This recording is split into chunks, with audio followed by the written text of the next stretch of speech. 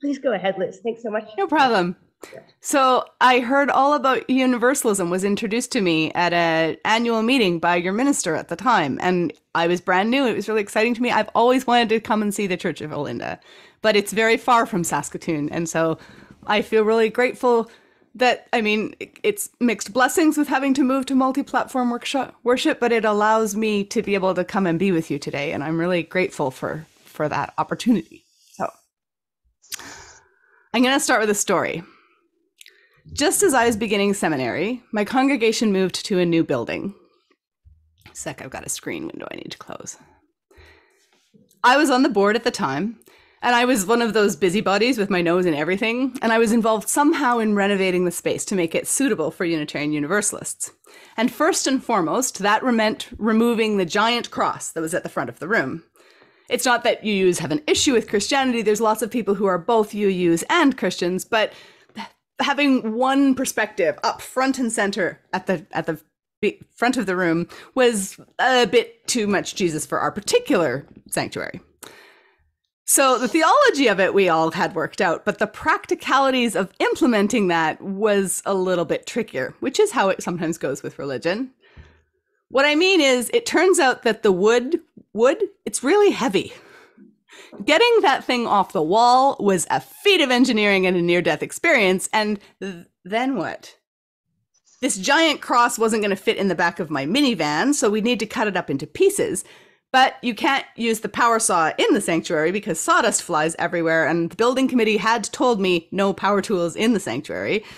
And so this was the line of thinking that led me to a conversation with my friend Anne, who is also a minister, and her perspective is, or who is a minister, and her perspective is different from mine. So this is a sensitive time for your neighbors, she explained.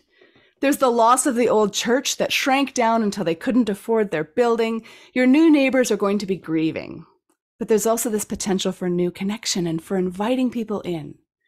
And Liz, the community's introduction to Unitarian Universalism, it can't be you taking a power saw to a cross on the front lawn of their church, no matter how practical an idea you might think that would be. Anne has always been a touchy-feely kind of person. So I'm not actually sure how the cross was removed. For some reason, they didn't involve me any further. But it all got sorted out in the end. But here's the thing. That cross had hung there for many years, many beautiful, lovely, sunny years, under huge vaulted windows with rays of light that fell across the cross and the wall and transformed what they touched. And over the years, the paint around the cross had grown distinctly lighter, and the paint behind the cross had not. And so now, immediately behind the pulpit, there was this clear, stenciled outline. This could have been solved by repainting, of course, but in order to do that, we would have had to agree on colors, and paint colors couldn't be chosen until the fabric for the new chairs, which would replace the pews, was chosen, and the pews couldn't be removed until we talked about who we are and how we want to embody our identity. And also, the chairs committee had run into some administrative challenges, and we were all rediscussing our covenant of right relations, and so I'm hearing a bit of an echo. Are other people hearing that? Did something change? I wonder if I should pause for a minute.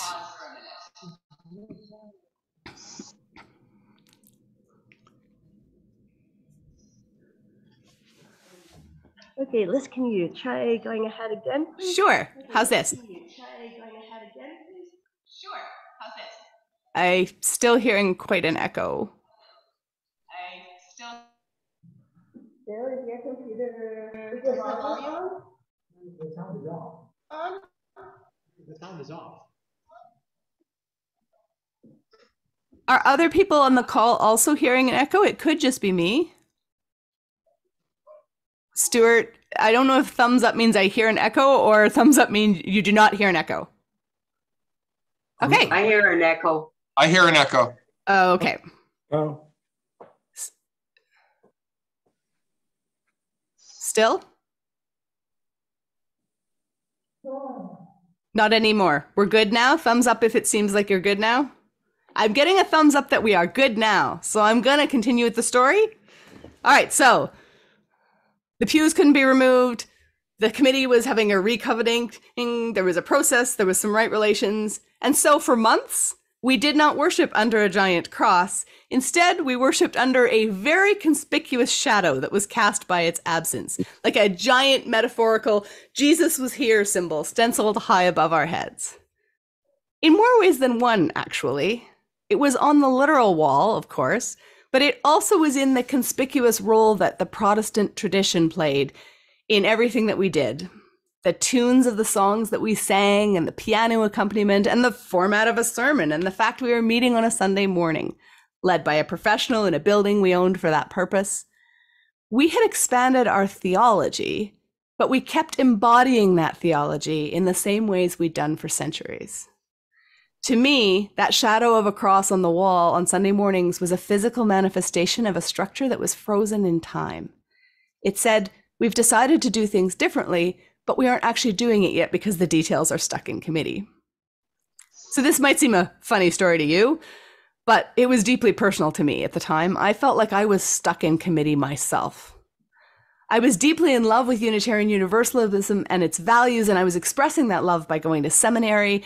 And we talked there about this shadow of the cross stuff. We wouldn't have used that language, but we talked a lot about the rapid pace of change in society and how we might be able to meet that change. But we had those conversations in a university, mirroring old ways of doing things with every detail of our structure, with all of the expense that goes with academia and the gatekeeping. We were taking down the cross, but continuing to function within the confines of its shape. I sucked at all of this, by the way. Even when I am not critiquing the very premise of school, I am a terrible student. Forcing my brain to study has always felt like trying to wrestle an angry toddler into their car seat. I had long since received an ADHD diagnosis and some medicine, and also all the messages that go with that. And the very walls of seminary dripped with those messages every school whispers to people like me. You're disordered, you're broken, you're the wrong shape. But if you try hard enough, if you apply yourself, you can redeem yourself by squeezing into what's asked of you. That's what school says to me. And to be honest, sometimes with our processes and our meetings and our email chains, it's what my religion says to me as well. My seminary years were a wrestling exercise between good student self and my fireworky brain. Student self wanted to study sermons about privilege like we were supposed to. Firework brain wanted to watch stand-up comedians. Firework brain argued those comedians, they were unpacking those same themes using more accessible language, and isn't it worth learning how to do that? So maybe this side stuff I was doing, the ad hoc gatherings I helped create, or the media experiments or online groups, maybe those things were not me failing to buckle down at school and procrastinating, so much as they were me experimenting with how to expand beyond the shadow of the cross. Firework brain is very wily. She can make a good argument if it might get her out of some homework. And she is brighter than you would expect given how little she reads. And so the farther I moved from the powerless position of a grade school child, the more assertive that part of me became. I would sit in my school lectures and the usual messages would run through my mind. Oh, I think we might have the echo thing again.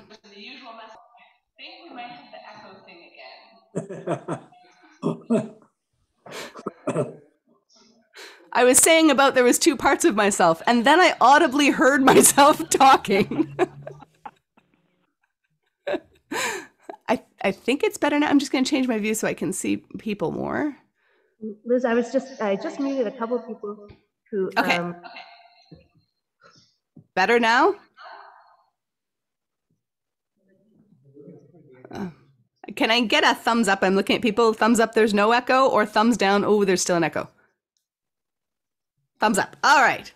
So back to the spot where there were two voices in my head.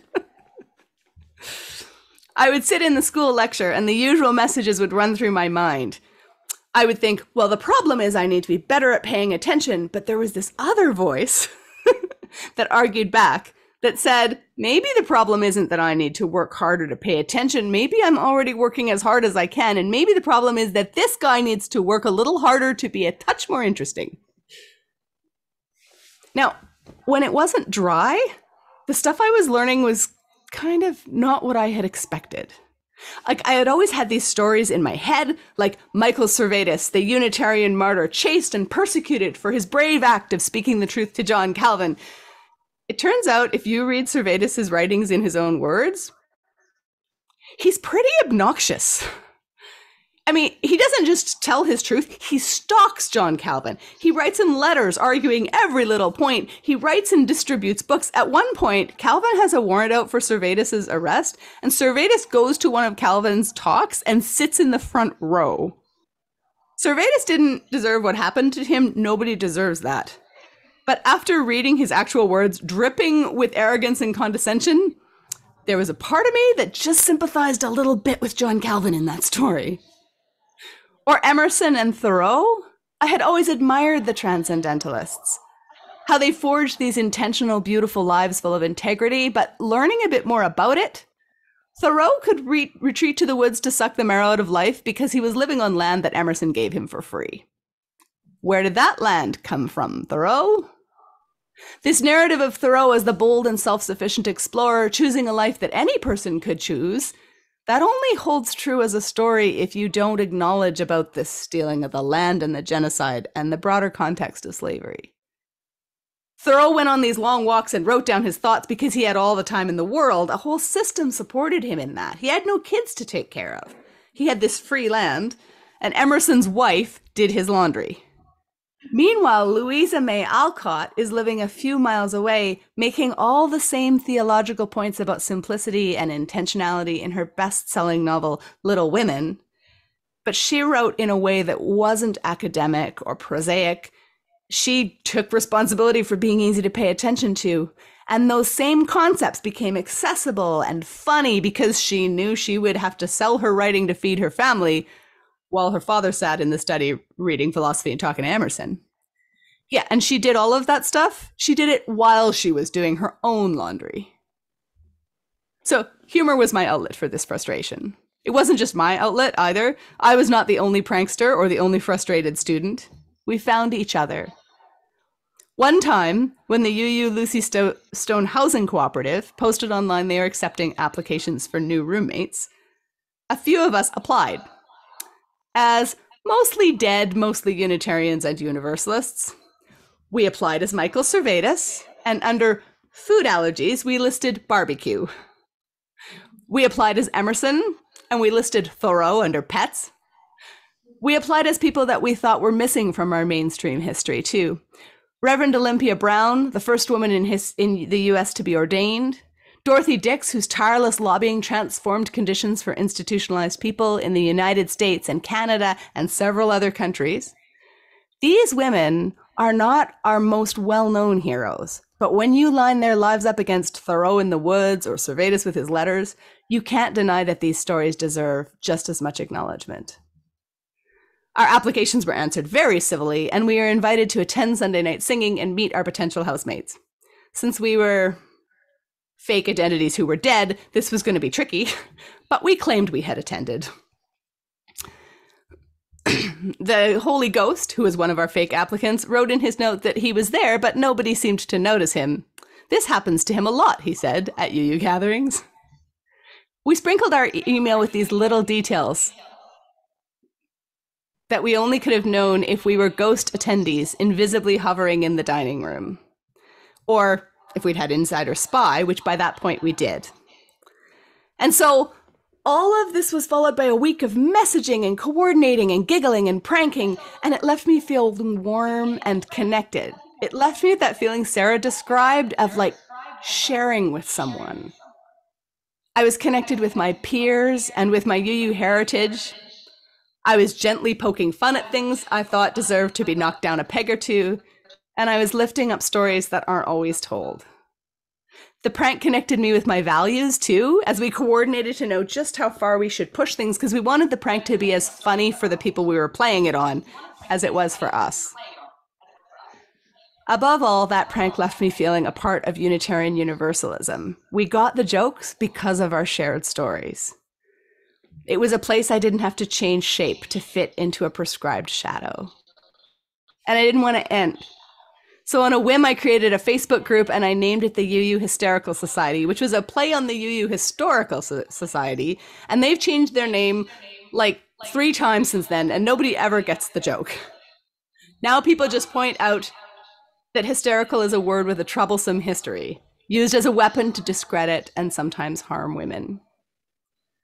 Throughout history, the symptoms of hysteria have been very varied. Sometimes it was a woman who was struggling with what we would now call a mental illness or a disability. Sometimes it was a physical condition like epilepsy or a life choice, like deciding not to get married. Often it was a woman unwilling or unable to toe the line in some way. Or sometimes it was a woman who was an awesome firebrand warrior pioneer of strength. Hysteria was this catch-all word for any woman who was being inconvenient, who needed to be treated. A hysterical woman is a woman who is the wrong shape. And I, who was struggling so hard to fit into that shadow of the cross, I loved my UU Hysterical Society. Of all the experiments that Firework Brain ran in those days, that one was my favorite. It wasn't actually an intentional experiment. It didn't go from a theory to a plan. It was a thing that I did. It wasn't a part of my formation. It was a break from that formation when it was starting to break me. And so for years, I didn't think of this as anything more than like Liz's fun side project. By the time I clued into what was happening, we had about 20,000 members. And someone posted that she nearly drove her car off the road after spotting a UU church. She said she thought it was a joke religion made up for the purposes of this online Facebook group. And when she saw a real UU church, it was like spotting a unicorn. She almost drove her car off the road, she said, yelling, "They're real! They're real!" And I thought, wow, we are telling 20,000 people online about what Unitarian Universalism is. And then I thought, oh no, 20,000 people are learning about what Unitarian Universalism is from us. I am not the right person for that job. I didn't finish all of the assigned reading. Fortunately, I didn't have to be the right person for the job. A religious educator named Kathy joined the team around then, and then we grew the group to be more grounded in UU values. She brought some of the pieces I couldn't. And I wanted to offer her an honorarium, and I wanted to apply for a grant, and that's how we created a not-for-profit for a Facebook group. But by then, we were a Facebook group and an online store, and we were also an organization that had raised thousands and thousands of dollars for refugees. So this was like a fun thing, sure, but also a way to come together to create community around humor and help people build a new life. And so under the place in the form where it said name of not-for-profit, I wrote Mirth and Dignity, in honor of the inherent mirth and dignity of every person. And over the next few years, we slowly added videos and worship program and podcasts, and all these things grew. And I realized something. I was wrong about the shadow of the cross idea. It's not true that we're trapped in an outdated shape and have to find something else. That's not it at all. We just need more types of shapes. Lots of different things going on in addition to traditional congregational life. This interconnected web of kinds of gatherings, so that more types of people can find a spot in Unitarian Universalism. And the fact that I didn't fit, the fact that every time I tried to squeeze into a shape that was being asked of me, I cracked a little bit, it wasn't because I was weak. I wasn't breaking, I was hatching. Where do you struggle to be the right shape? What do you struggle most to do? And what would happen if you reframed that a little bit? Took it not like as an everything happens for a reason or think of the glass full idea, not like that, but as a what are the strengths that go along with this struggle? Sometimes there aren't any, some things just suck, but sometimes you find gems in there. Sometimes the same trait that made you bad at what you think you're supposed to be doing makes you really good at doing something else. And what are the places we struggle with most as a UU faith? And what would happen if we rethought things there? If we were open to the idea that maybe those struggles aren't that we're breaking either? What if we became open to the idea that we might just be changing shape? As UUs like to say, the cracks are how the light gets in. But sometimes They're also how our light gets out. Sarah, I'll hand it back to you for, I think, music next. Thank you. Thank you so much, Liz. Stopping the recording.